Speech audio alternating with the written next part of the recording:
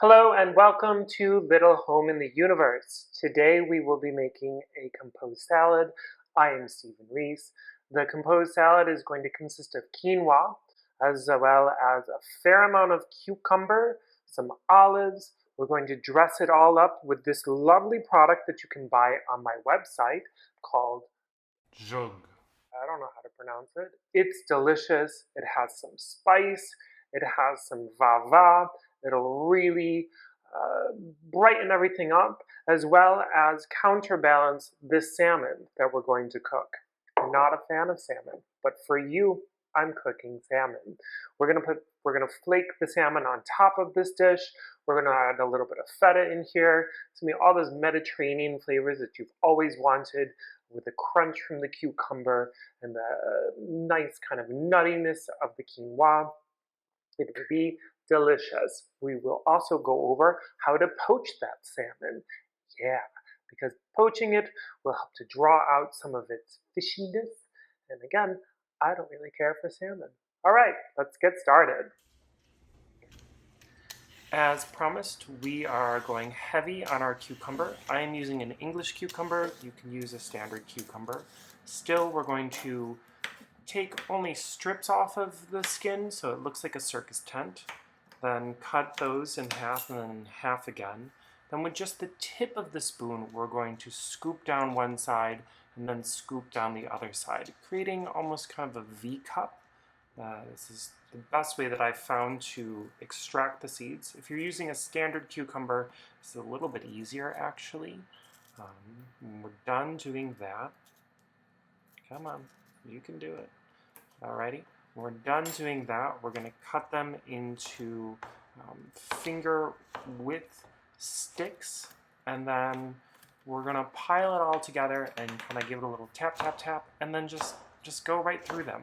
This isn't, again, with all these composed salads, we're not looking for specificity of the cube. We're just looking to make a general cube that is the same size. Put this into a colander with a bowl underneath it, and put about a tablespoon of salt on all of that. Give it a little toss. I'm using my hands. You can use a spoon. And then we're going to let this sit for at least 20 minutes to let the moisture come out. So here we are. We are going to skin some salmon, my most favorite fish on the planet. Sarcasm. So first we put a little notch in the back of its tail. You can see I didn't go all the way through. There's still the skin. I just went through the flesh. I'm going to take my knife and curve it in and towards the flesh so I get a little bit more skin to hold onto. And I'm going to apply a fair amount of tension, pulling towards myself with that skin, and allow my knife to essentially separate and slide between the skin and the fish. This doesn't always happen perfectly, mainly because I probably should have sharpened my knives. But no worries. Look, I have another little pocket to work off of. So I'm going to take the tip of my knife and kind of create a little pocket, if you will, just with the tip of my knife there. Always make sure you're doing that away from your body. So now I have a good amount to hold onto. Again, apply tension. My knife is dull, so I'm having to saw at it a little more than you probably will. And before you know it, that skin will be removed. Probably could have poached this and then just peeled the skin off, but I don't really like the flavor of the salmon, so that's why I did that. Now we're going to generously salt the top of it and then apply a fair amount of paprika to it. I did wash my hands, just to note. I like the paprika because it'll add a little bit more color and kind of soften the fishiness. We're going to dive right into making the court bouillon that we will use as our poaching liquid. So that's just one onion, rough chopped, one celery, rough chopped, and by rough chopped I mean literally just whack at it. This doesn't have to be. Alrighty, let's get the court bouillon, also known as our poaching liquid, going. So it's a very simple, some oil in a pan, medium heat, our onions and our celery, some salt, some pepper. We're going to cook this until it looks translucent. As always, you can find full recipes on our website. I know we are going a little fast. Sorry about that. While we're waiting, we'll stir our cucumbers just to move the salt along. If you have a little bit of aggression, feel free to whack at your onions. So here's what we're looking for when we mean translucent. The opacity of the onion has come through. That is all that we're looking for. We're not looking to add color. We're just looking for them to be ever so slightly cooked. I will be adding half a cup of vermouth because I don't have wine, and then topping the pan off with water, fishing out any little things that are floating, and then I will add some spices. For me, it's 2 bay leaves and a good amount of rosemary.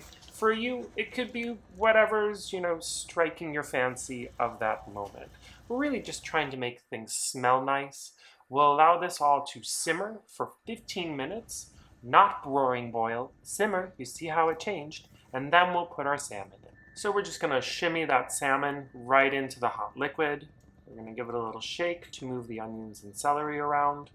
We're looking to keep the liquid, the coq bouillon, the poaching liquid, at a good heat, just below a simmer. And this will take about 7 minutes for me to cook this piece of salmon. I know that it's cooked because I'm going to cut it in half and look in the middle of it. If it wasn't cooked, I'd put it back in the hot liquid.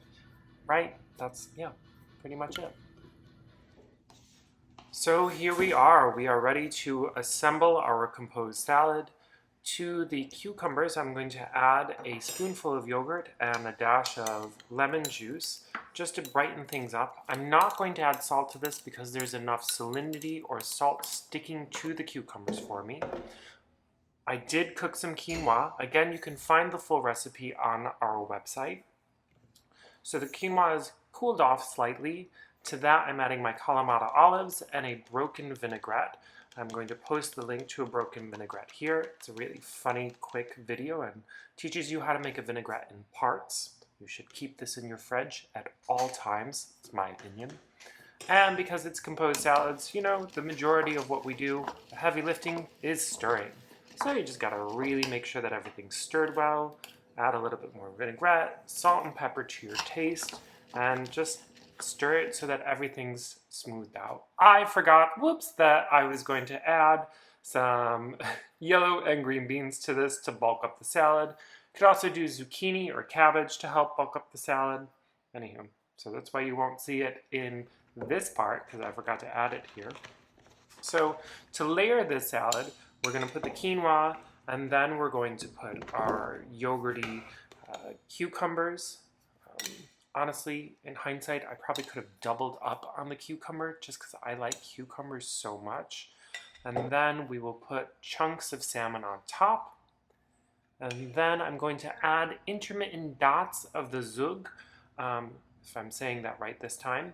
We want intermittent dots, not just one big glop, so that it has excitement and intrigue as we're eating it. You want to make sure that as your fork moves around and picks things up, we get different little bites each time. And so here is the finished product. We got about 4 portions out of it, and it is delicious. Don't forget to like and subscribe this video. You're the best. Enjoy your lunch.